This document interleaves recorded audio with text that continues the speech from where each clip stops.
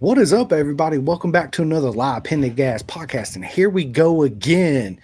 Before we get into this episode, it is sponsored by Next Level Financial. Take control of your financial future. Get your complimentary financial analysis today by Seth Starnes. So you guys go look him up. He's out everywhere on social medias. And yeah, ladies and gentlemen, it's an absolute honor and long time coming because me and Mike's been talking. Shoot, we're going on 2 years talking back and forth on the phone and all that. Mike, man, welcome to the podcast. Thanks, Seth. Thanks for having me. Listen, the honor is absolutely all mine. I love what you do. I love your whole the TBEX experience. You have one of my good buddies riding for you in Stock 1000. But before we get into all that, as I ask all my friends, and I love to hear everybody's each individual journey because they're all special and unique in their own way, right, Mike? So let's start it off. Tell us your journey. Where did it all begin? Your love and passion for those beautiful twos. Yeah, I guess like everybody probably listen, I'm a motorcyclist. I guess from the time I saw the first one, I was interested. So, at a very young age, I started out with a little Rupp mini bike, ripping around the backyard. And then, graduated a little bit of some Enduro 200 Honda stuff on the street with my friends. Not my bikes, I couldn't afford one. The mopeds, but always been into everything two wheels. Life started, and I rode some bikes in college, but nothing fantastic. A couple of R69s, some of my friends' bikes, old dual glide. But really, when I got out of school, I was always a Harley guy. I grew up with Harleys. My neighbors had Harleys. That's just the demographic where I grew up, and so that kind of got me started. My first bike was an '82 Sportster, which I'll tell you later. I ended up taking to England after I rebuilt it, and it's still over in England. Never made it back. It's still in one piece. So I did that. I was, we built quite a few Harleys over the years. I had a 53 Panhead, an old chopper. I rode all over the place. But if it had two wheels, I want to get on it. That was my thing. I was a street rider, and I was a street rider and spent a lot of time with my buddies, doing the Harley thing up and down the East Coast. And then I want to say somewhere around 2010. I was sitting in a gas station and a guy pulled in on a bike, and I was like, what is that? And it was a Hypermotard, Ducati Hypermotard. And I was like, well, that's kind of calling my name here. Let me go talk to this guy about this. So I thought, well, this would be a great first bike that's not a Harley to buy. So I bought an 08 1100S Hypermotard, and found out very quickly that it wasn't conducive for the streets. Specifically, the local law enforcement didn't. I was going to say, how long did you keep your license? I remember getting stopped one Sunday morning, and the officer walked up to me, and the first thing he said was, "I don't have enough paper." And I went, okay.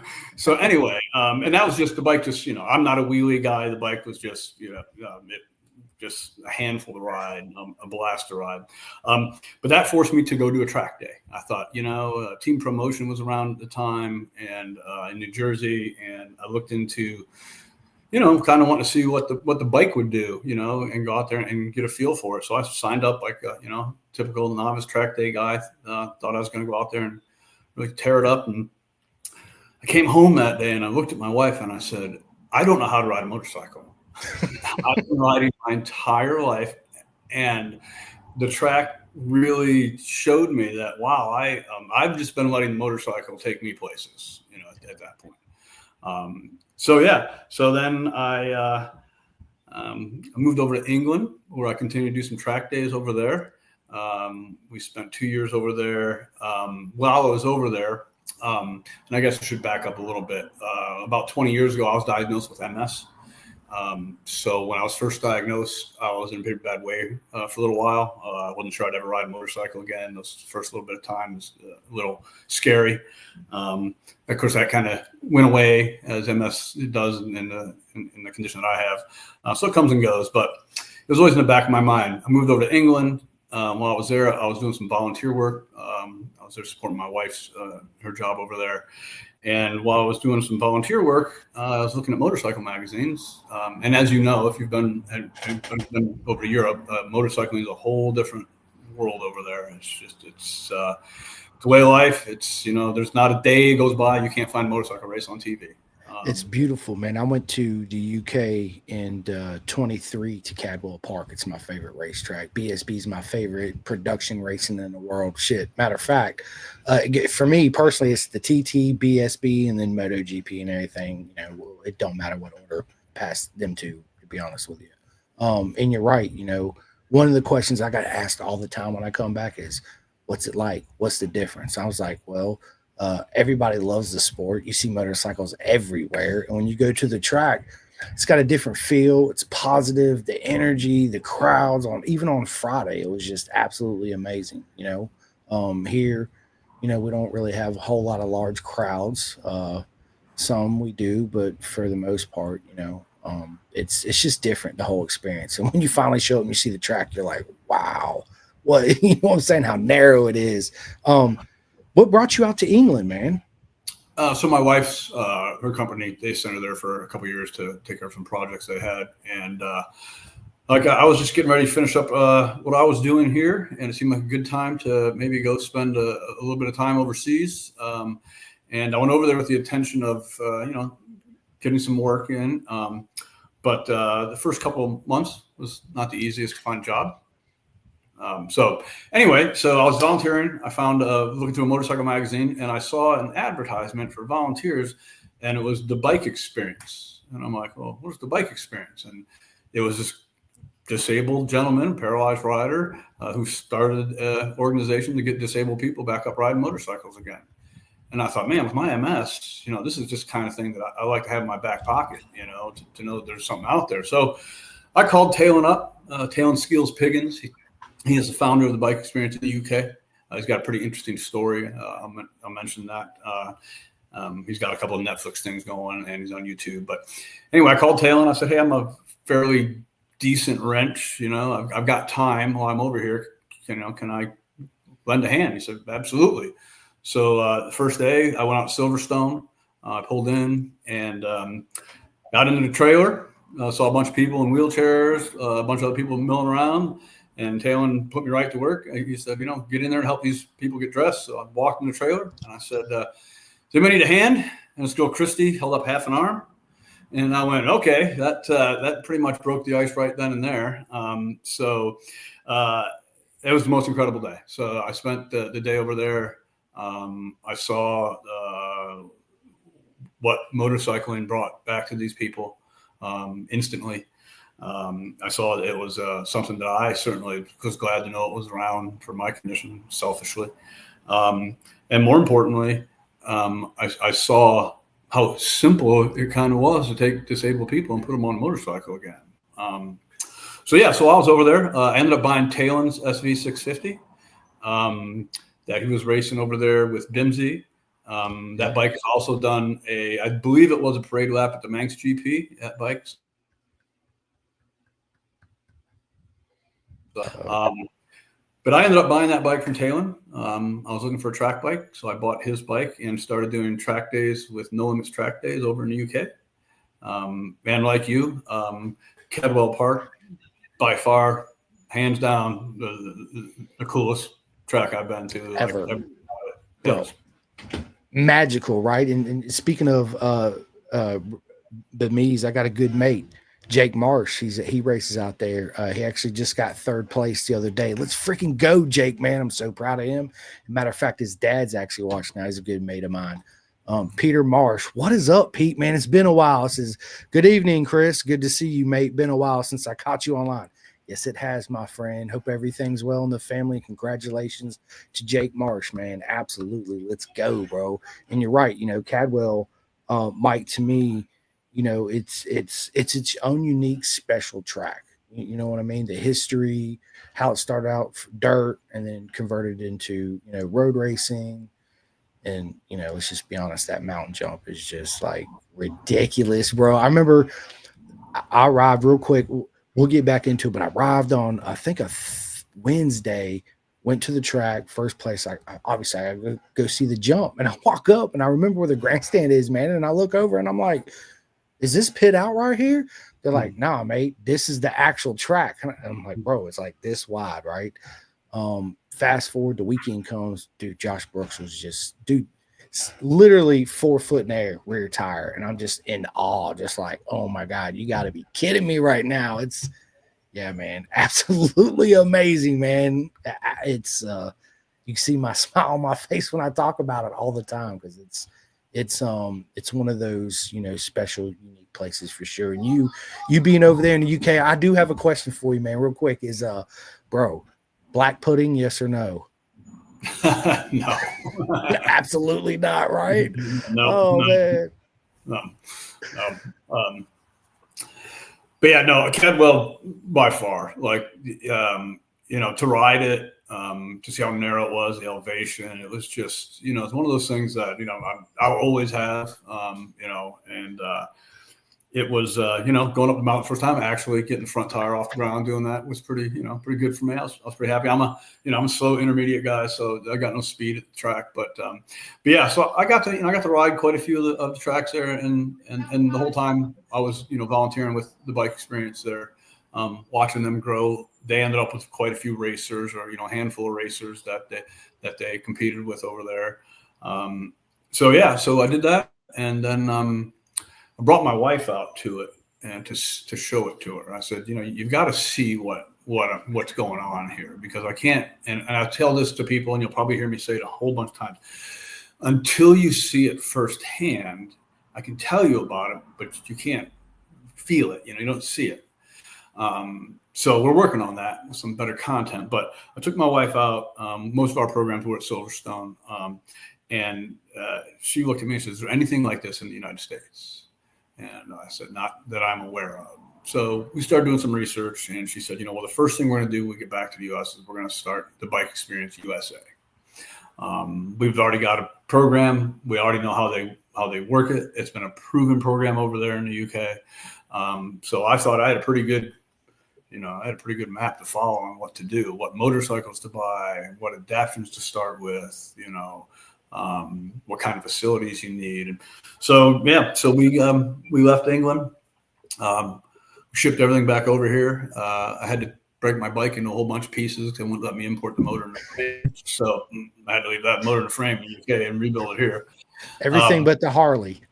No, the Harley came back. Well, I took two with me. So the big police bike came back, but the little Sportster, I traded to a guy over there at the Hertfordshire Superbike Center, who's in the Guinness Book of World Records for building a 40-cylinder Kawasaki. I'd seen the bike in magazines before, but I walked into a shop and there it was. But yeah, I traded him for an Aprilia Dorsoduro, and I didn't get a chance to buy that motorcycle, my Sportster, back, even though I wanted to. But anyway, so yeah, I stayed over there. We shipped everything back to the States, and we started, you know, building the charity from there. Dude, it's amazing. Again, you know, it's what you do for everybody. I don't even like the word disabled, right? But the people,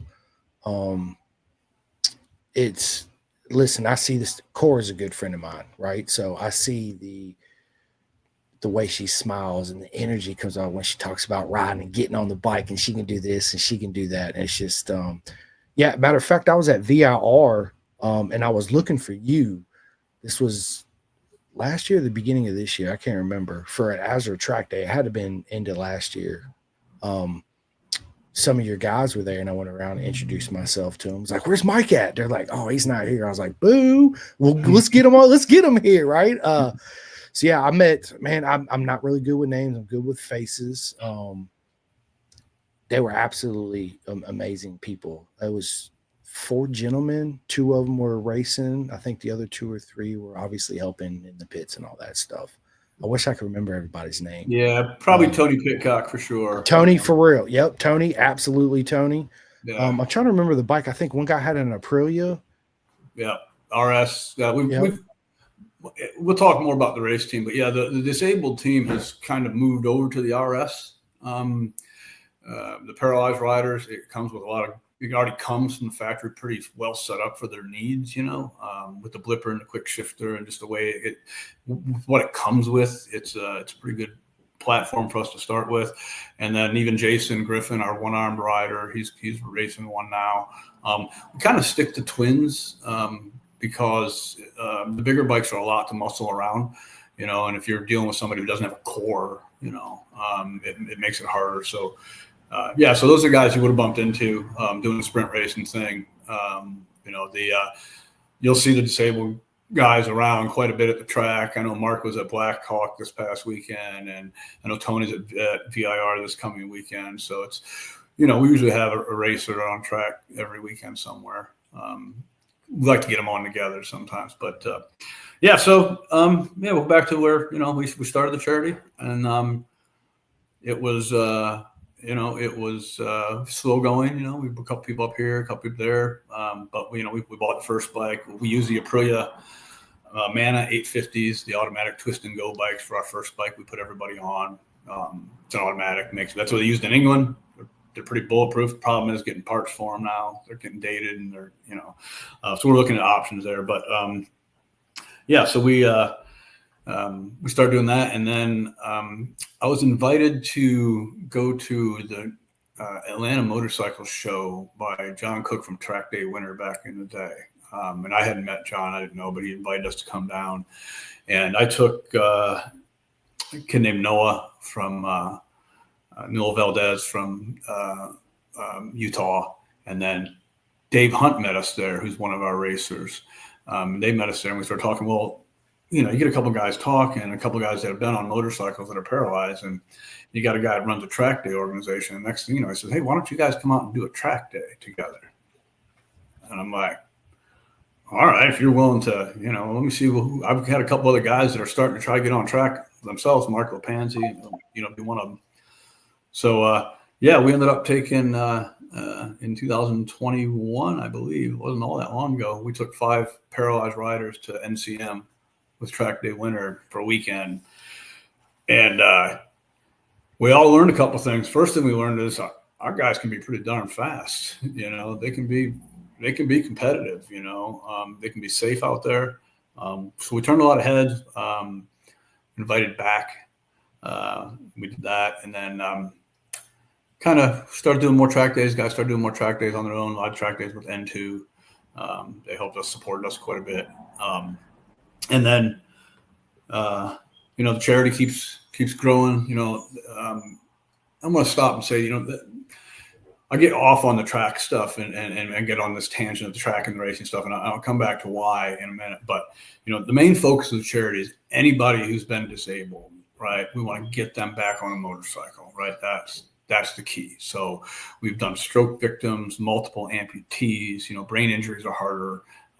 To be honest, most of the spinal cord injuries are, we've kind of been there, done that. We know how the bikes need to be adapted. We kind of know the process to go through. Same with amputees or arm paralysis. But that's the main focus. And what we found when we started going to the track is we started getting a lot more recognition.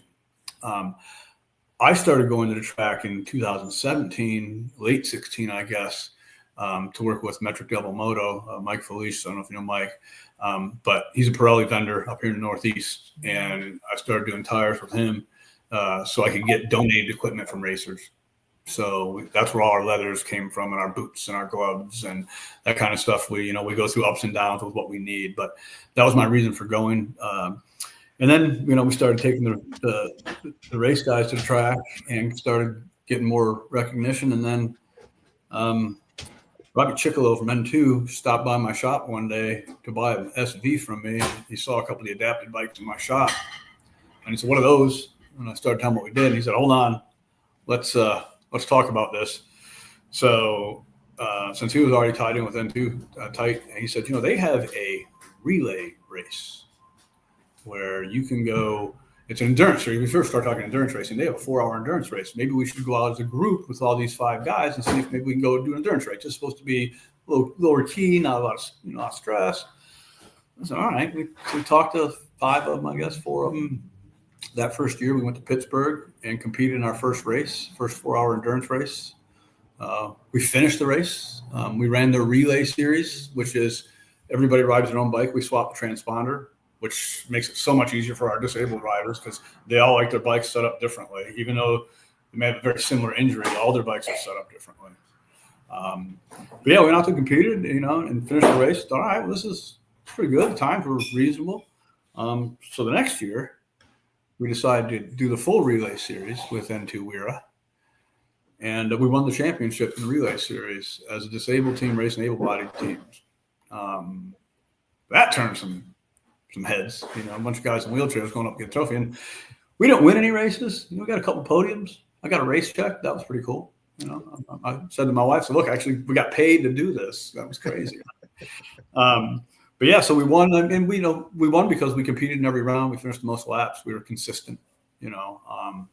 So then the following year, we did that series again. We came in third because at that point, I think somebody found a loophole with Moto America where if you're racing at that track, you can't race there a couple of weeks before unless it's an endurance race. So we started seeing fast guys out there in our series, which was pretty interesting when our guys came in and said, Josh Hayes just went by me, at Mach Bejesus. Right. So, and we've continued, we haven't done any endurance racing as a team. The funding ran out, quite frankly. It's expensive to do. We're encouraging our disabled team to continue to get together and show up at the track and race together. They are doing 4 or 5 rounds together this year as a team because that is still, our awareness, the awareness to our situation has gone through the roof since we started going to the track, right? Since that's really been the catalyst for us is to show up the track because we're meeting people like yourself, right, to help spread the word. So people can find us. I mean, that's a lot of the problem is people, the average rider doesn't know that we exist, and they have to search high and wide to find us. We're trying to remedy that. So we continue to do the race thing. You've met, our racers. You've met Cora. Cora's story is fantastic. We keep getting, what we're doing now is we're taking the initial bike experience training. One of the problems we've had in the past that's always been a problem or an issue with me is you take your average rider and comes and trains with us the first time, realizes they can ride a motorcycle again, and then you say, what do they do next, right? Your average guy, what's he do next? Like the guys and the girls you've met, the Coras and the Joes and those guys, right? They were all racers to start with, right? You couldn't keep them off a racetrack. They're racers. But so there's been some discussions, some things we've worked on. We have some we've been working with landing gear. It's nothing new. It's been going on since the 60s and 70s. People doing it on their own where you have training wheels that come up and down. You can toggle them up and down. Put a couple patents out there with the idea of maybe eventually having a manufacturer offer that as an option. Like you go out, you ride with us, you get 2 options on bike. You can buy an MT-09 or you can buy an FC, whatever, FC-07 with the landing gear on it. That would be cool. That way you can take the average person who's been disabled, whose legs don't work, and put them on the road with that. And then the other thing that's happened, which has been just over a year now, is we collaborated with a group called the Ride Again Foundation. And the Ride Again Foundation was formed as a foundation. Their nature is to support nonprofits, right? So the Ride Again Foundation got together, formed because they already had a gentleman, a street rider in New York, a gentleman in Penny, and they had 22 Motorworks guys doing track days up at NYST. They said, why don't we do a survivor track day? We can just run a normal track day, but on the 4th group, we'll have a survivor group. So we'll give these people that are mostly likely going to end up, going back to the road, and give them some proper training on the track, not on their own. They'll meet a big community. And that's the other thing. Probably the biggest thing the bike experience offers to people once they've completed our program is the community and the knowledge that they now have at their fingertips, for their disability. Like, how do they want to adapt their motorcycles? I mean, Cora, for instance, showed up to us 77 days post-injury. She was still in rehab. Went down, met her in Atlanta. We were having a race weekend, right? She hounded me to put her on a motorcycle in the parking lot. Her family, everybody hounded me to put her on a motorcycle. Granted, she had a day pass. She's only 77 days after her accident, right? So I put her on a motorcycle, and, the story, she rode away, and we brought her back. But the more important thing is she gained 5 uncles that day, on the race team that were in the same boat that she was in. They were wheelchair users, right? So they had been through all of these things. So she didn't have to try to figure all this out on her own. And that's what we're trying to help with the Ride Again Foundation, is to grow this community where if you've got a disability and you're involved with us, now you say, okay, I want to do this with my motorcycle. How do I go about that? And now you've got a bunch of other people. It's not just people calling me asking for my opinions, So that's, those are the tangibles, intangibles, I would say, the things people don't see and don't realize that our riders and our participants are getting. So we continue to, with the Ride Again Foundation, we just had, this is the second year with them. So we're collaborating with them. They're taking people to the track to show them what the track is like. And hope to continue. We had an event this past Friday up in New York Safety Track where we had a bunch of graduate survivors go out there. That's what they call them, survivors with the Ride Again Foundation, and do their first track days. We had a couple guys come back that, a lot of our riders, a handful of our riders, they come do their first ride with us, maybe do the second ride. Then they go out and they buy their own bikes, adapt their own bikes, because they realize going to the track, especially for spinal cord injury, it's a no-brainer. Once they let you go, you can ride to your heart's content till you run out of gas. So they're, those guys are coming back and they're doing the safety track, that they're doing the Ride Again days as mentors to the new riders coming in. But we had a new rider in from Florida. That was his first time back on a motorcycle since his accident, and mom was there, a lot of tears going on, because he ride a bike, he rode the track on a geared bike, so something he thought he wouldn't do. So the Ride Again Foundation is, we hope to keep continuing that collaboration, and they've got a big social media presence. Some of the things I'm not very good at. It's not in my bag of tricks. I fix motorcycles, adapt them for people that are disabled. I'm not so much of a Instagram guy. But anyway, so they're hoping to spread the word. And then, that leads into more and more track days with the team, more and more track day people, and then we can get to the Moto America stuff, Yeah, man, for sure. Actually, I have a couple questions with you. Sure. First, I want to get to Bob. He done commented twice. Welcome to the show, Bob. He says, thank you for the show. Hi, Mike. That's Bob's got an interesting story too. Yeah. And then he says, great show. Hi, Mike. So he said it twice. So hi, Mike. Mm-hmm. So real quick, Bob called me up a couple weeks ago, said, I want to ride a motorcycle. I said, all right, tell me what's up. He said, well, I had a stroke when I was 6 years old in 1969. What? And he said, so I paralyzed my right arm, a little gimpy on the right side. And he said, but I want to ride a motorcycle. And I said, well, Bob, we do have one requirement right now with the bike experience until we finish up one of our other bikes we're having built, but you have to have ridden a motorcycle in the past. Right. Ranked beginners that have never done it, never ridden a bicycle. We found it's hard on equipment, it's hard on morale. But Bob said, oh, man, that's a bummer. He said, I already bought and adapted the bike. I said, all right, well, you're going to ride this thing anyway. Yeah. So him and his buddy moved the throttle and brake and everything over to the left side of a Honda CTX. I think it's a 700 automatic. And Bob showed up. It was our project for the day. And not only did Bob show up, Bob succeeded in what his goal was making some laps around the track, or around our the airport runway that we use. And we're going to continue training Bob. He's determined to do more with this. Get his motorcycle license. So yeah, that's an interesting Bob story, that out of the blue, And he'd reached out to Talon over in the UK, and Talon said, that stuff's going on right in the United States. And Bob happened to live an hour and a half from me, which is even more shocking. So anyway, that's Bob. I love it. Congratulations, Bob. Keep at it. Keep riding. Keep putting those miles under your belt and getting those smiles on, man. It's nothing like it, man, for sure. And again, Mike, what you're doing for everybody is absolutely amazing. If there's anything or any way, shape, or form I can help you out, you just let me know, buddy. I got you 100%. I do want to ask you, did you getting into this and starting this, bringing, the disabled people back to the track, back on the bike, did you have any type of pushback from anybody? Like track organizations, the insurance, because of insurance and all that stuff? Was there a lot of loopholes you had to jump through in meetings and all that good stuff? It was trying the first couple of years. They dropped my insurance every year at the end of every year. And they said, "Oh, you're putting disabled people on motorcycles. What are you, insane?" And I'm like, well, look, you take disabled children, you put them on horses, right? Horse has a mind of its own.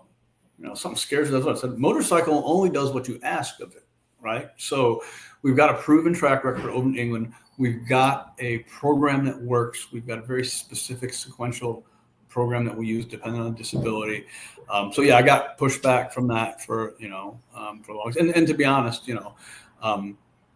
all of our training, our training is so speed stuff. It's at airport runway most of the time. It's training, right? It's not racing, right? So it's training. And most of our tip overs have been just that. You've got a disabled rider. The first time they've got to be caught by somebody, they've got to ride up to that person. That person has to grab the front of the motorcycle, right? Well, they don't want to run you over, so they all stop short, right? And they go to fall over, right? So and you go grab them. No, hold up.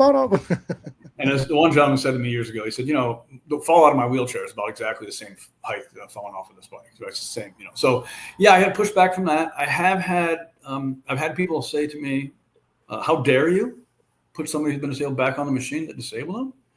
And I'm like, how can I not do that? Again, motorcyclists, people that ask me that question, they might be hobbyists. They're not motorcyclists, So yeah, those are the people that we draw. We draw the people that, give hell or high water, they're going to get on a motorcycle. And we want to show them the safest, the best way. We want to cut the corners. We want to make it easier so they don't have to try to reinvent the wheel, so we can say to them, hey, you know what, maybe for your first bike after you're newly injured, maybe a 1,000-hour is not the one you want to start with. Maybe we want to get out and ride, and that's where the community helps. And because we have these riders, they all, they say, hey, I'm going to go on my biggest, baddest motorcycle I can find. Right. But then, the other riders like, look, we're, given spinal cord, you're faster on a twin, it's just, you have more fun. So yeah, we got some pushback from family members a little bit. Some of our riders would show up with nobody because they didn't want their family to know they were coming, It's always funny at the end of the day when they're sending videos to their family members, at the end of the day to show them what they had just done. It's usually videos at the end of the day to send family members that weren't there, or around lunchtime, everybody's on their phone trying to buy a motorcycle, right? They're all trying to figure out what bike they're going to buy, And that's it. And that's why, the guys that have come through the training that want to do track days, they go out and buy their own bikes. They're all set up. They're self-sufficient. And by us going to the track, there's been enough people watching us, enough track day individuals, enough racers individuals, enough support people that our riders can generally show up to a track with not a lot of help and get the help they need, which is basically unloading their gear, helping them get on the bike, helping them get off the bike, launching them. So as that community grows, it opens up the doors for everybody. We're really saturated East Coast, Northeast, and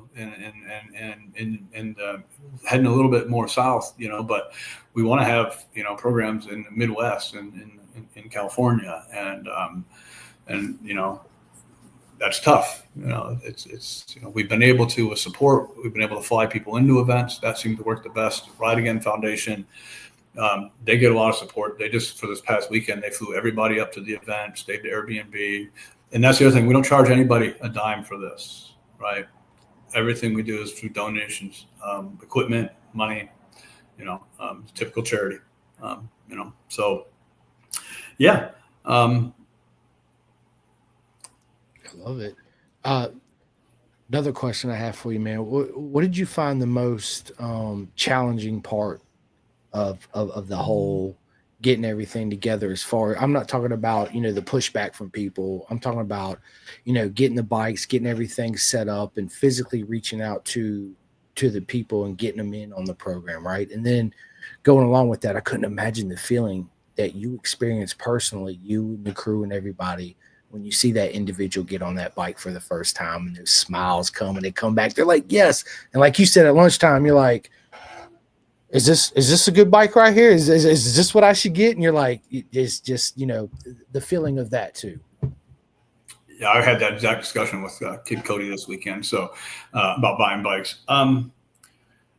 getting it all set, I knew what bikes to start with, right? And luckily the Priamanas are inexpensive in this country, and I bought a salvage bike from New York, and I knew they work. We used them over in the UK, and so that wasn't too bad. It was getting the nonprofit set up, trying to learn all those things, building a website by myself, which, as I said to you earlier, I'm not the tech guy. It's not my strong suit by any stretch. Yeah.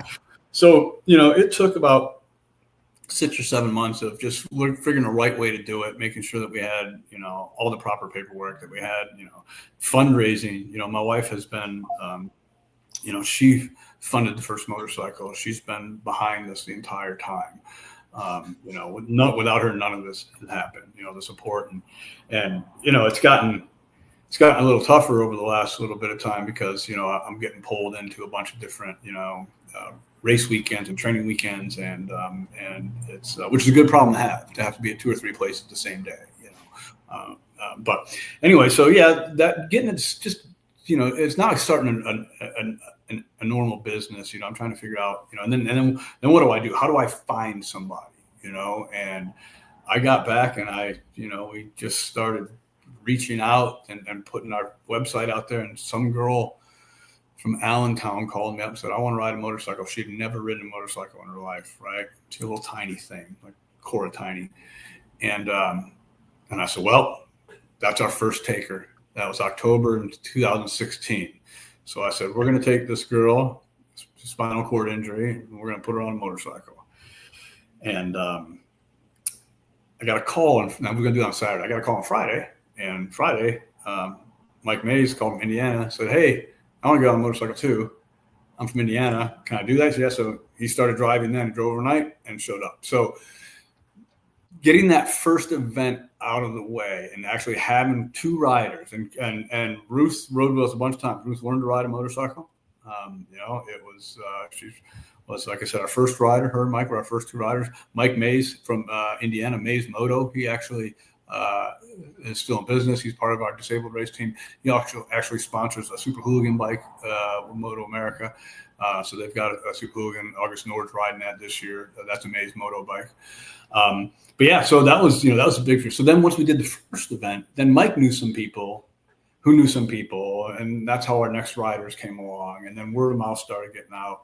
Hey, there's these group of guys and girls that if you've got disability, and to be honest, when we started, everybody I knew that came was a spinal cord injury. So our first couple of years was nothing but spinal cord injuries that we seemed to deal with, very few amputees. And then also my peer group is my age. So we were getting a little worried that we weren't finding any young people to come chase motorcycles around at our events. The Ride Again Foundation has been great for that. They're younger. They've got a lot more larger outreach, especially in the Philadelphia, New York, Wilmington area. So they can bring some people that can run. We do a little, it's a physical day. But yeah, other than that, it was just continued space, storage space for everything, buying a proper trailers, getting the trailer set up, funding for all of that. Everything's been individual donations. So sometimes it's just, we're a typical nonprofit. We never have any money. And everything we do goes back and put people back up on 2 wheels. The race stuff we use as advertising. That is funded separately. And that is strictly for advertising. That's that's what racing does for us. Without that, again, nobody knows who we are. And showcases, the racing showcases, what our riders can do. And, if you see our riders, when you have somebody come up to you in the pits and say, hey, if you ever looked at the back of our racers' bikes, they have a little handicap sticker on the back. It's a guy in a wheelchair with that motorcycle helmet on, right? And I had a guy come up to me and say, can you take that off the back of his bike? I'm like, why? He goes, because every time he goes by me, I just feel like, that guy's just wickedly fast, right? Like he's passing everybody. So it's not just you. So yeah, but the building of this, it was very, very, very, very, and then we've started going the track. And if you think from 2021 to 2024, now in 25, what has happened in those 4 or 5 years. And now, with the collaboration again, with Ride Again, we have over 500 people on the list that want to ride motorcycles again. So it's a daunting task, it's expensive. We're trying to partner with corporations. We'd like to have an airline come on board and help us with flights, because it's easier to bring people to our training events than for us to bring all the equipment, all the gear, and to find a proper facility. It's got to be a facility that's wide open. There's not a lot of things in the way. There's no visual distractions. We're really big on visual distractions and trying to keep those to a minimum in our training events. I'm sure that's a difficult task alone, just finding the tracks to, exactly what you said, wide open spaces and all that good stuff. So it's a different challenge when you go to the track under those circumstances, right? Yeah. Has that been challenging for you?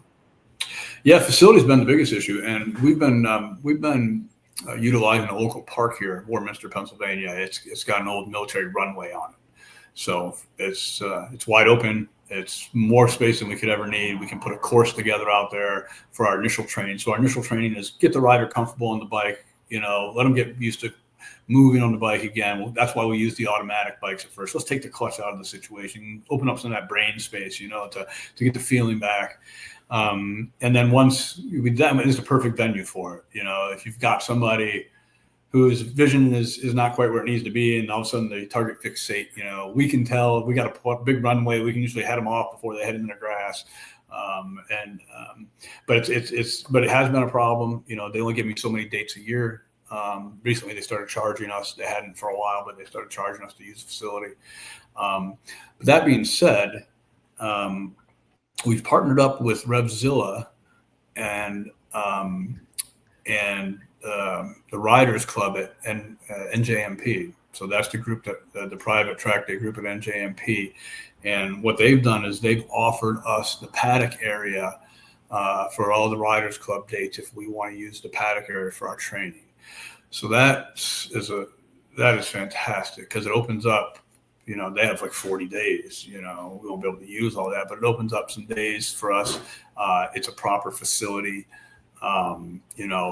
It's a motorcycle day. People are, it's piggybacked off a Riders Club day. So the paddock is full of bikes. Our riders can go check everything out. Those racers and track day guys can come check us out and see what we're into, So we're looking to build more relationships like that. Palmer expects, I think, some interest. But yeah, we would love to, to be able to use more tracks, especially, if we ever get to traveling some. I live in Florida in the wintertime. I would like nothing better than to have space in Florida where I could keep my trailer and have a little shop just so I could work on a couple bikes, and then be able to utilize Jennings and, and some of those other tracks that are there. So I'm not dormant throughout the wintertime. But yeah, the finding the right facility is difficult. It's got to be big. It's got to be open. It can't have curbs and light posts and things like that in it. We've learned that the wrong facility can make for a very challenging day as far as the logistics of, as soon as you start putting, multiple people in wheelchairs in the same area, things get pretty full pretty fast, And our race guys were the first ones to tell me, when we were down racing as a team, I think Dave said to me, he said, "Hey, Mike, we're all in wheelchairs. You got extension cord running everywhere, just things you don't think about." But yeah, facilities and finding partnerships. And we're hoping that this RevZilla and JMP Riders Club relationship grows, and we can count on them to use that facility and even, and hopefully branch out and get some help around town with hotels and what have you. Oh, it will. It'll absolutely happen, Mike. I have no doubt. Like I said, what you're doing is absolutely amazing. The whole program, we need more people like you in this world for sure. So 100%. So of course, I got a good buddy of mine that races for you on the team. So I got to talk about the whole Moto America. How did all this transition and you going, you know what? Let's go race Moto America, right? For the exposure, of course. But how did all that come together? How did you guys decide on Easy as the rider, and how did the whole team come together? Yeah, this was interesting. So I, we were doing the disabled team, and doing all the racing as a group. And so we'd actually taken Mark Lepanzi, I'm certain is the first paralyzed rider that's gone through the YCRS program, the champion riding school, and did that in Pittsburgh. Of course, Easy was there, Cody was there, and they were great. They took Mark around. They tried to ride like him, tried to ride without being able to move their bottom of their body. And YCRS, I was just there on a little grom, just chasing wherever they had to stop on track to do their coaching. I would just go catch Mark, do their thing. So we already had that kind of relationship with YCRS and with Yamaha and those guys. And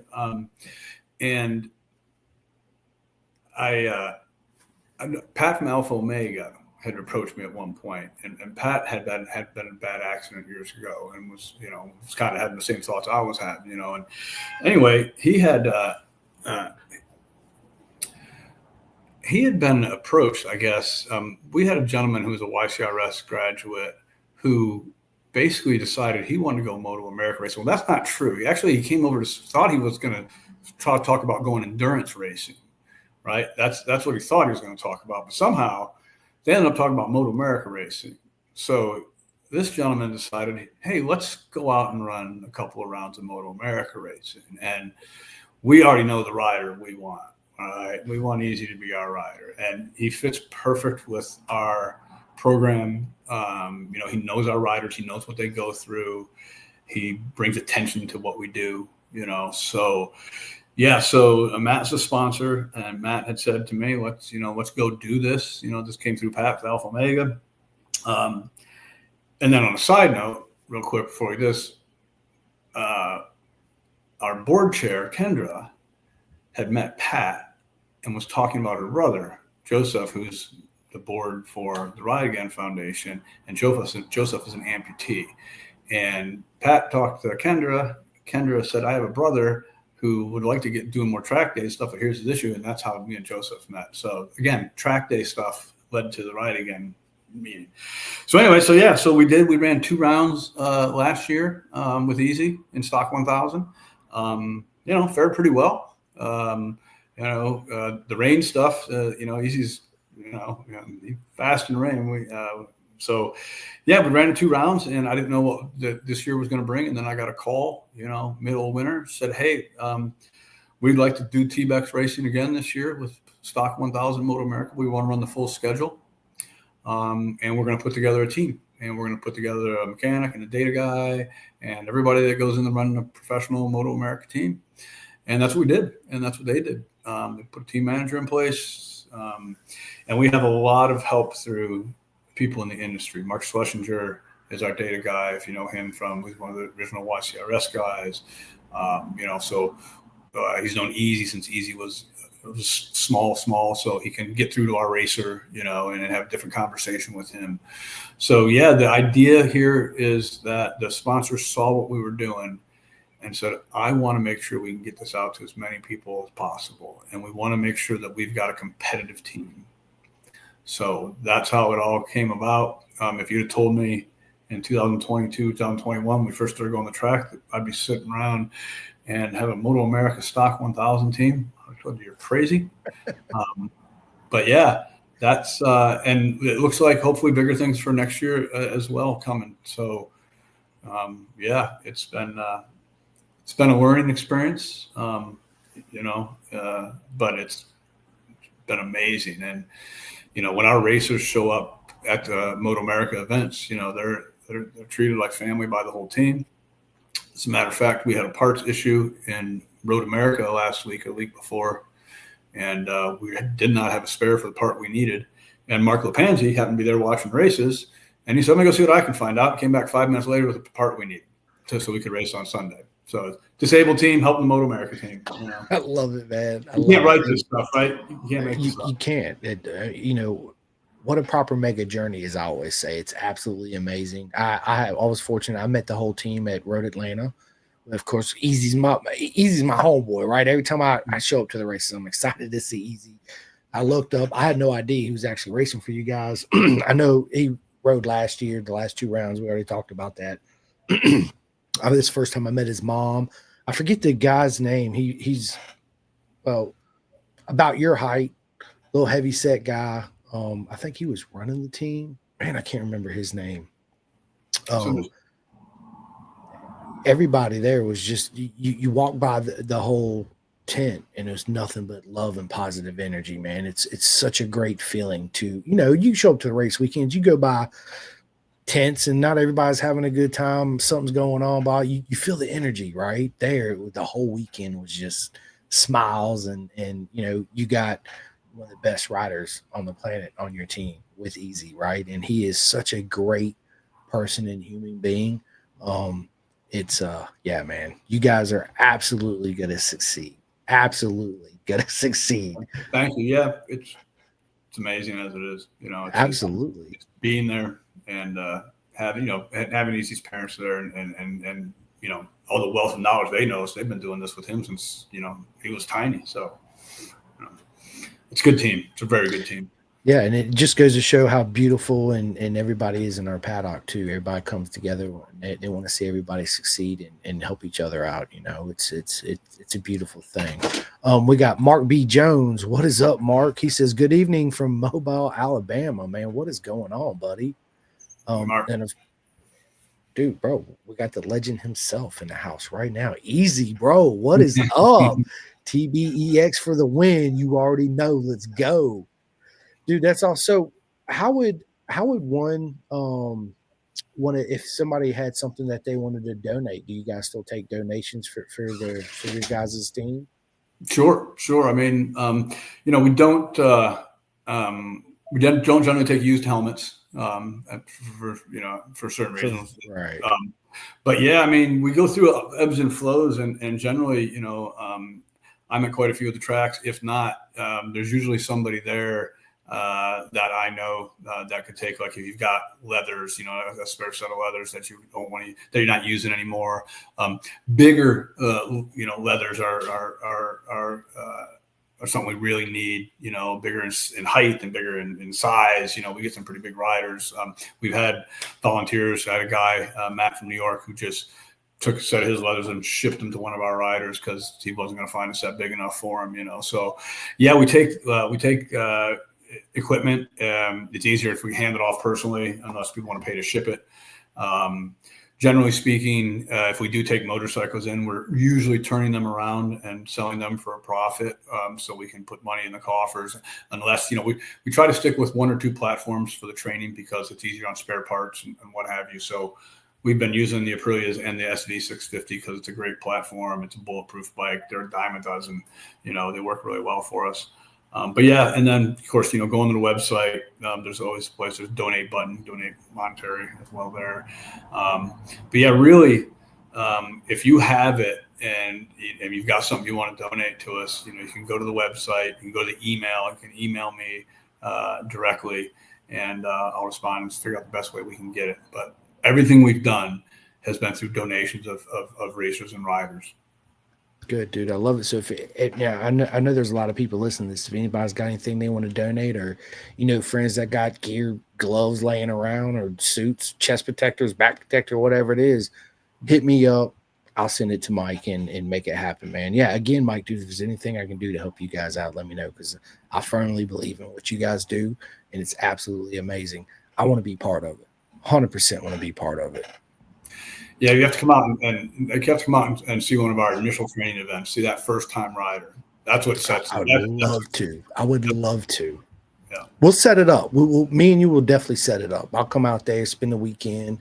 Yeah, man, we'll hang out, have a good time. I'll meet everybody, and matter of fact, I'll bring all my setup, and we'll just do some live videos there too. And you're from Virginia, right? Yeah, Roanoke, Virginia. We did one of our training events in Virginia Beach a number of years ago. We brought a bunch of equipment down to a local college there and did a training event there. When we can travel with this, it's just not cost effective. But yeah, we've been able to, I load up all the gear, show up, and we get the Combat Veterans Motorcycle Association. They've got chapters in every state. Reach out to them, and they send riders to us. They send members to us. So we were able to travel. It's just as of late, we find we get a better turnout if we bring people to us. Oh yeah, for sure, 100%, man. Dude, look, we are what, an hour into this already almost. It goes by so fast, It's absolutely an honor always to have a chat with you, Mike. You, my friend, are absolutely. And real quick, I want to say I'm at Daytona this year, and I forget where I was, wherever I was, and I kept hearing my name, right? And I turned around, and there's Mike. I'm like, Mike, what is up? And then you introduced me to, hang on, Eric Cinnamon. Yes. Yes, and then his buddy that was with him too. It was thank you for doing that. That was absolutely amazing. Yeah. It was. I've been trying to track you down because you've been interviewing enough of our riders and racers. So I thought, we have to have a chat at some point. But so yeah, I was glad that I ran into you, and didn't scare the hell out of you when I came up behind you. No, you didn't. I was just because I kept hearing it. I'm like, man, somebody called my name. I turned around there. You're nothing but that smile right there. You just did. That's the same smile I got. You're like, what's up, man? And yeah, man, I love that. Meeting my friends in real life, and it's to me it's full circle, right? So we usually I'll have you on, and then we meet. Sometimes we meet, and then I turn around and I have you on. Either way, it's a full circle journey for me, man. It's absolutely amazing. I got a bunch of stickers, man, that I'm gonna put in the mail for you, and I'm gonna mail them off to you, and you guys can disperse them amongst the team and everybody on the team. I definitely want to sit back down with you several times, Mike, because we got so much more to talk about, so much more to go over, man. I got a list a whole bunch of questions, but I'm gonna save those for part two. But I do want to transition into away from the motorcycles and all that good stuff, where we get to know Mike on a personal level, right? So, first question I have for you, Mike, is what's for dinner tonight, bro? Well, the wife just went out to dinner with her friends for their birthday, so I'm getting ready to heat up a shepherd's pie. I love it, man. Man, you know how long it's been since I had a shepherd's pie? Yeah, Man. Oh, go ahead. They make a good one at the local grocery store here. So just pick it up, heat it up, and let's go. Pick it up, heat it up, makes it easy. I love it, dude. I love it, man. Yeah, I asked you about black pudding. As soon as you said England, that's the first thing that popped up. Because I remember when I got to Heathrow, my mate picked me up and he was like, full English breakfast, because it was like 6 a.m. in the morning whenever it was I arrived. And of course I was starving. Yes, let's go. Mm-hmm. He said, hey man, you need to try this black pudding, right? And I was like, I'm American. I'm thinking, the chocolate creamy black pudding, right? I'm like, yeah, sure. Let's go. Let's try it. They bring it out and it's this little disc. It looks like it's got peanuts in it. And I look up at him. I was like, what is this? He's like, that's black pudding. Man, I took one big bite, got about 3 chews in it and spit it straight out my napkin. It was like, bro, that was the most disgusting thing I've ever had in my life, dude. And then he proceeds to tell me what's in it. And I was like, yeah, not for me, right? But the mushy peas were really good. I remember when I was my buddy took me down. I stayed in Louth, obviously, because Cadwell's right there. His buddy owns a little fish and chip spot, right? And we go in there, and of course, fish and chips straight up, right? And I want some mushy peas, but I was sitting there, and there was probably about 8 of us in there.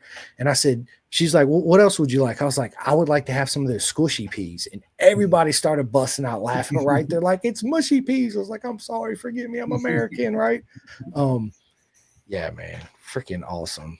For dinner tonight, man, I don't even know what I'm gonna do, to be honest with you, man. My AC went out. I'm waiting on the part to come in so I can fix it. So it's hot. Definitely not gonna fire up the stove. Might throw something on the grill. I don't know. I might just skip dinner altogether. Let me ask you this, Mike. Tell us something we don't know about you at all. I was a whitewater kayak instructor for a big part of my life. Bro, that's like whitewater rafting is intense. Absolutely intense. Look, we got Cora in the house. What is up, Cora? With big heart emojis right back at you, girl. Absolutely right back at you.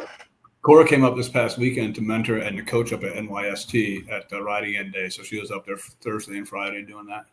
I love it. So you said earlier some of you guys are going to be at VR this weekend. I'll be there too as well. So yeah, I'll definitely stop by, say hi, get them on the podcast too as well. Yeah, man, let's go. Awesome. Yeah, man, it's awesome. So, are you a coffee drinker?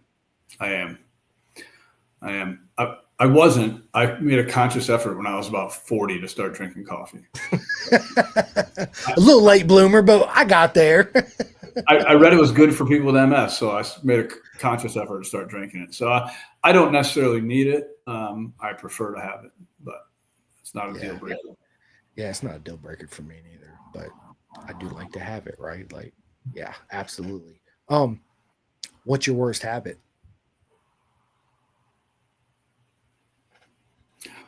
My best habit too, motorcycles. I'm gonna spit up my drink right now. Yeah, that's mine too, right? That's everybody's. Yeah, worst and best habit, dude. That's awesome. We got Luke. What is up, Luke? He says, "Yo, what's up, Chris and Mike? You, bro, you. Thank you for joining the show." Yeah, Luke's one of our longtime volunteers who I lean on quite a bit for everything, setting things up for me and working on bikes for me and what have you. I love it, man. So let's say somebody wanted to volunteer. How would they volunteer for the program? You get on the website, which is www.tbexusa.org. And there's a button that says volunteer, and you can volunteer, and it'll ask you all kinds of questions. It'll populate you. It'll put you right into our system. Same with riders too. Riders, if you're a rider out there and you want more information, you want to sign up for our event, you can get it on there. The page, I think right now the page actually says share your story. But at that point, there's a place to sign up for the events, and we'll put you on a list. And then when we've got the riders, then we try to decide where they're going to go and how we're going to get them on the bike. I love it, man. I love it. Everybody knows, dude, I listen to a lot of audiobooks, right? Reading books, every once in a while, usually puts me to sleep unless I'm knee deep in a shop manual for a motorcycle, right? Other than that, it's straight audiobooks. Is that something you do too as well? I used to. When I traveled more, I used to do more of the audiobooks, but I'll be honest with you,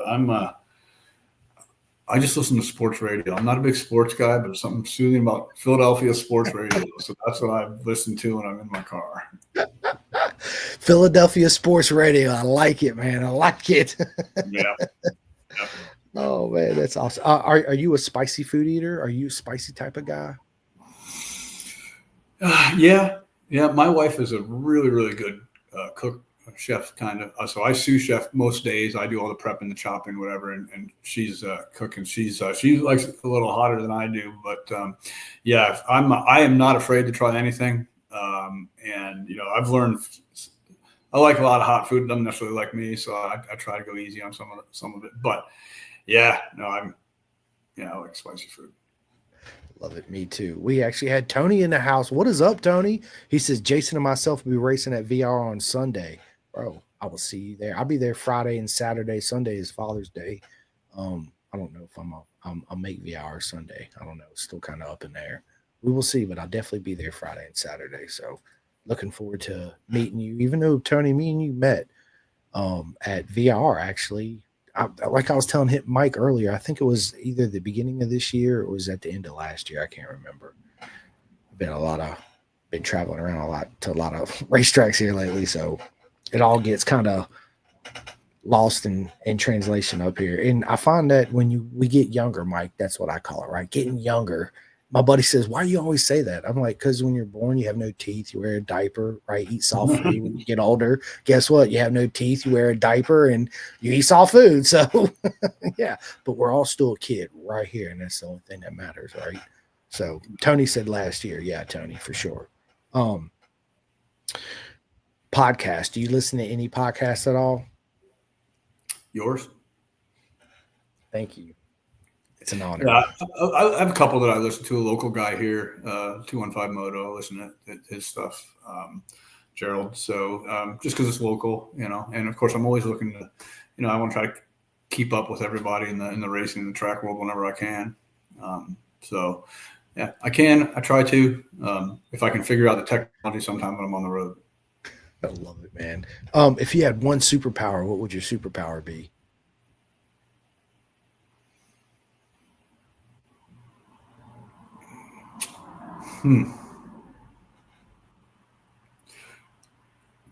That's a really tough one.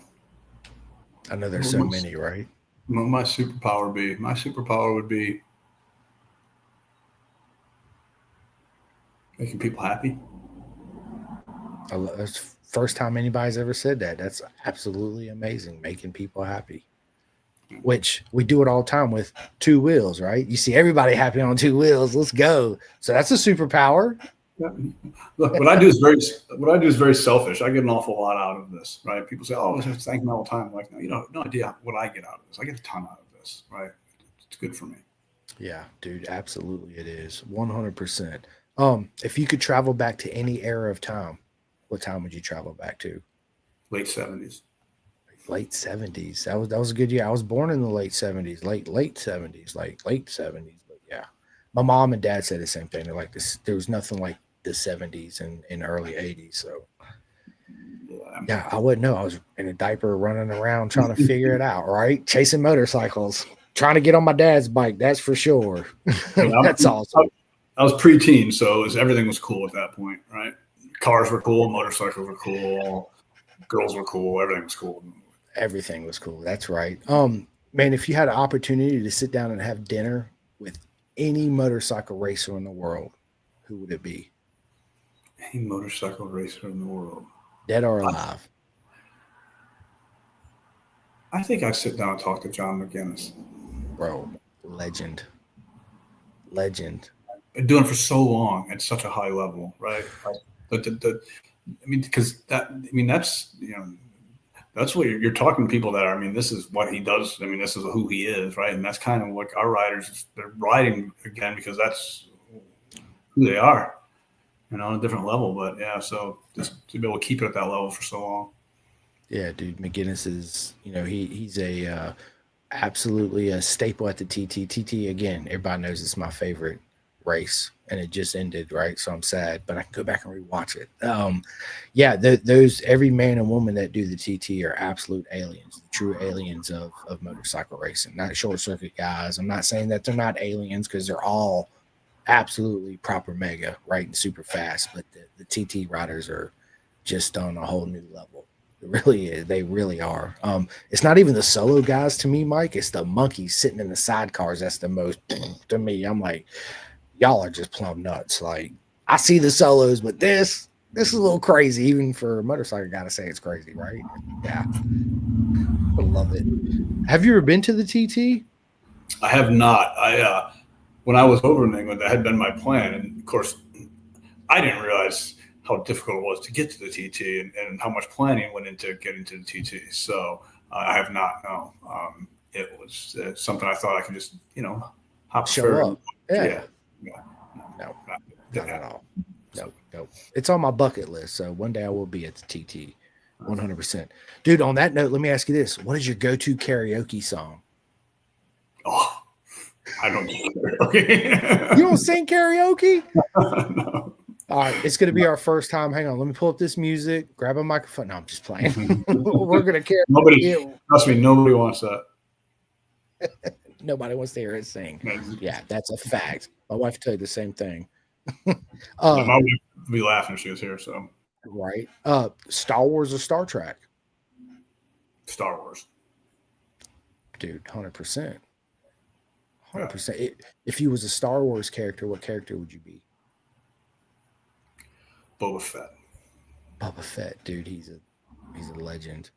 I just liked his outfit when I was a kid. Yeah, dude, he's Boba Fett was freaking awesome. Let's see. Do you speak any languages besides English?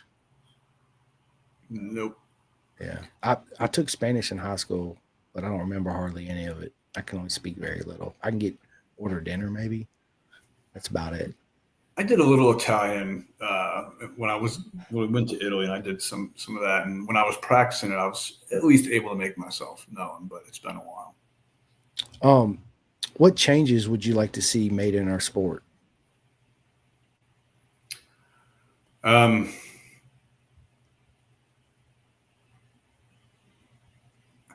like to see it more available to the masses. I mean, people that like some channel where some people could watch it, didn't have to have, a subscription. And people I'd like to see it come back to, the norm where you could, on a weekend, you could count on finding a motorcycle race of some sort out there, whether it's flat track or whatever it is, but just something that just seems to me like, this country's gotten away a little bit from, well, a lot of a bit from that. And it's hard to grow the sport if you can't show the sport to people. Right. And, and that's, so that'd probably be the biggest change is trying to just to make it more accessible to people. 100%. Agree 100%. What advice would you give your younger self?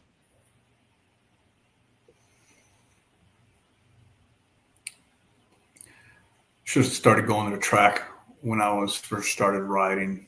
Very first thing every motorcycle should do is go to a track day.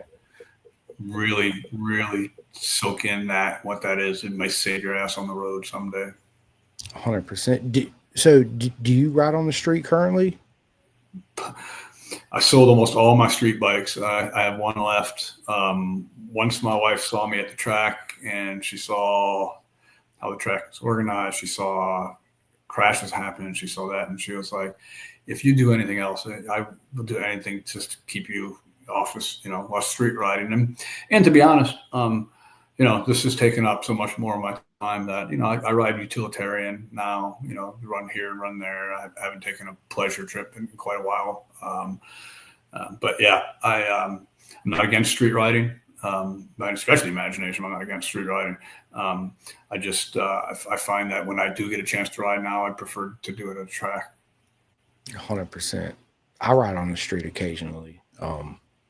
But yeah, it's not fun really no more, right? Because it's like everybody's got their cell phones in their hands. Nobody's paying attention. It's like, yeah. 3 days a week, I build new bikes at the local dealership, so I get to ride all the new models. So it keeps me on the road, and I get to check out, bikes I normally wouldn't be able to afford or get on. So great job, man. That's awesome. Absolutely, man. Let me ask you this. What is one thing, don't say motorcycles, that you can't live without? Well, my wife. I can't live without spending some time out in the woods. I'm an outdoors woods guy. I like to, it's my quiet time. I go from the racetrack out to not as much the last year or two, but out to a tree stand in the woods, do a little hunting, keep my, everything mellow for a while. That's what I like about hunting. It's very quiet, very mellow. Yeah. So obviously I'm a big gun guy. So obviously you're into guns too as well. I'm more of a bow hunter. Okay. I've killed almost all but two of my life with a bow or crossbow. So I love it. What's up, babe? Are you still alive? Yeah. Well, I need to eat, so I need you to get off. All right. My wife said, I'm hungry. I won't lose. Okay. She's like, you better. You gotta go get it. No problem, my queen. I got you. Mm-hmm. She said, wrap that shit up, boys. Let's go. Pretty much. Nope. Oh my God. All right. Listen, on that note, I'm going to ask you just two more questions. The rest I will save later. Okay. Bro, if your life had a theme song, what would the song be?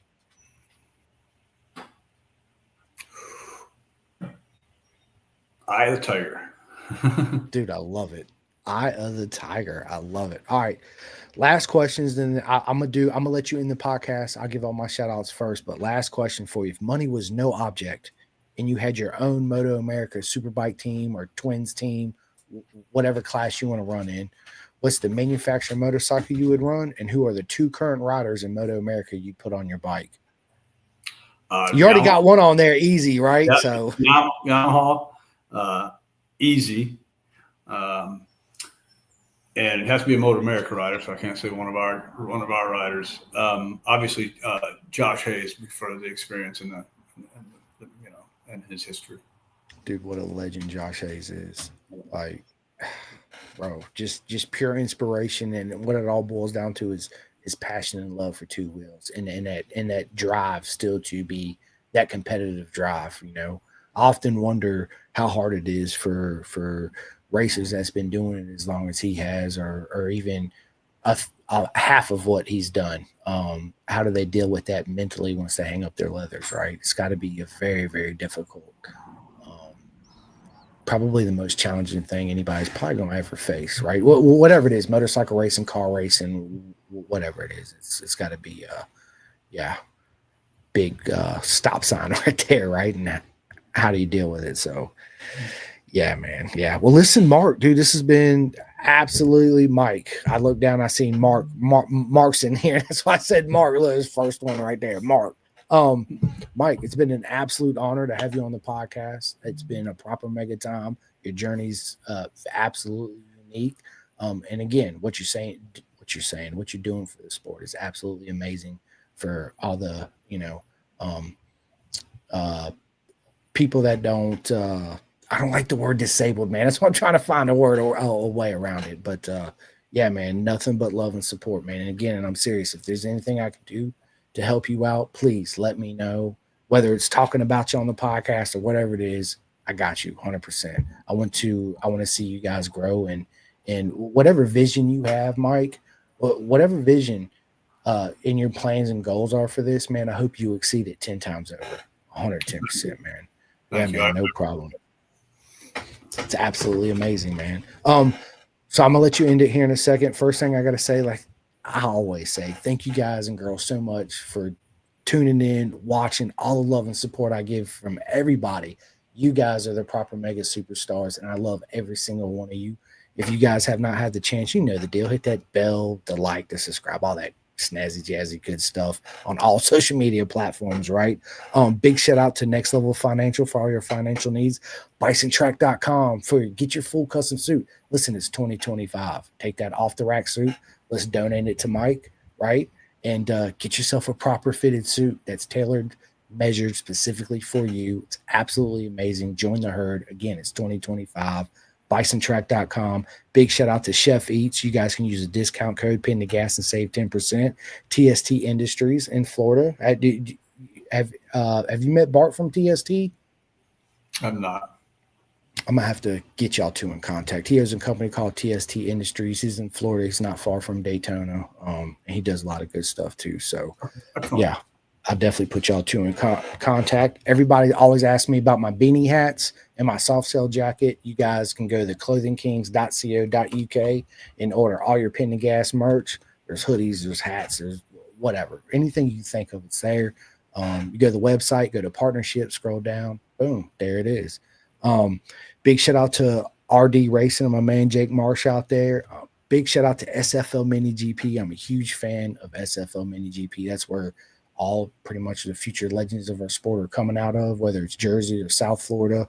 The whole program's absolutely amazing. You guys and girls can go to, and dads and moms listening can go to the website miniusasbk.com, sign up and register. You don't need nothing. You don't need boots, gloves, helmets, leathers, bikes, nothing. You register, you show up, they provide everything, and it'll change your life. So big shout out to SFL Mini GP.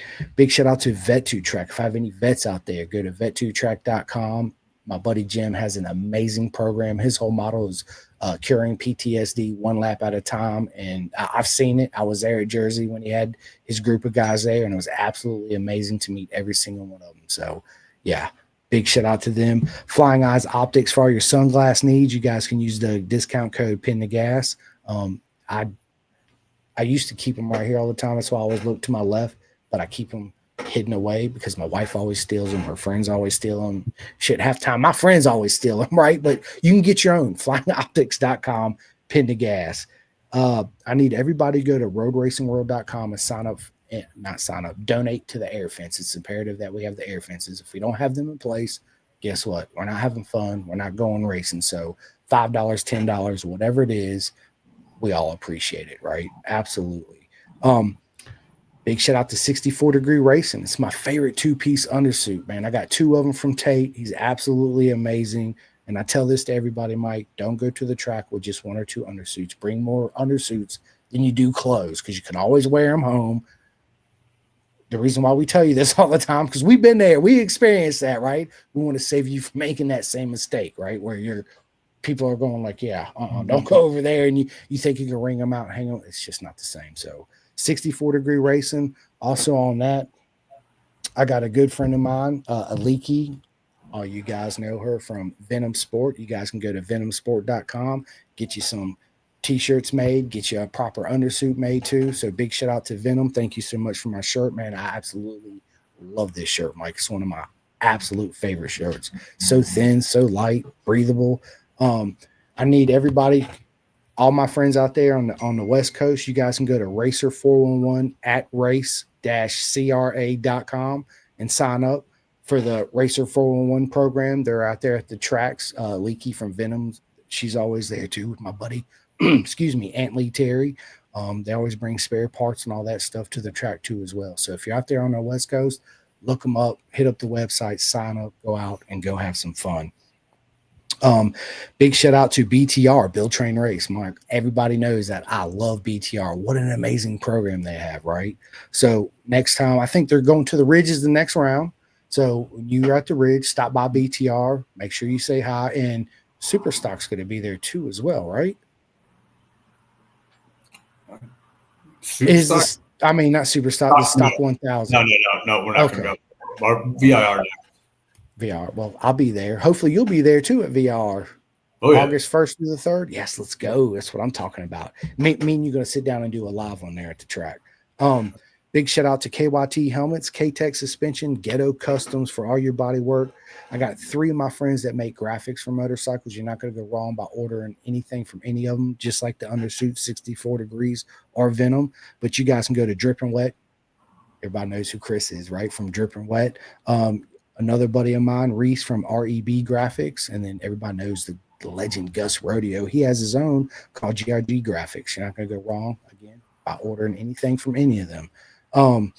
Big shout out to Woodcraft, Mark 10 Motorsports, Free Hug Racing, Nicole Poliich Photography, Stick Boy, Adrenaline Engineering, and Pit Lane Moto, and last but not least, TBEX USA Experience. You guys go sign up to the website. Listen, everybody go to the website, sign up, go out, go have fun. Everything's in place for you. If you're out there and you think you can't do it again, you absolutely can do it again. This here right here is absolutely proof. I got a lot of friends that got back into it because this gentleman right here that we're talking to. So nothing but love and support. Again, if you think you can't, absolutely can. All it is a website away or a phone call away. It's all you got to do. So, man, on that note, Mike, the floor is all yours. Tell everybody where they can find you, where they can sign up, and all that good stuff. Yeah, our website, www.tbexusa.org. All the information you can find there, history. We're constantly updating it, adding more pages for the race team. And then email info.tbexusa@gmail.com. Did you say that was dot .org, right? Oh, .org. Sorry. Yep. I'm just writing it down. That way I can start giving you guys a shout out on every podcast I put on my list. Excellent. Yeah. And then the phone number there, 215-421-5955. I give it out. I'm available. Call me.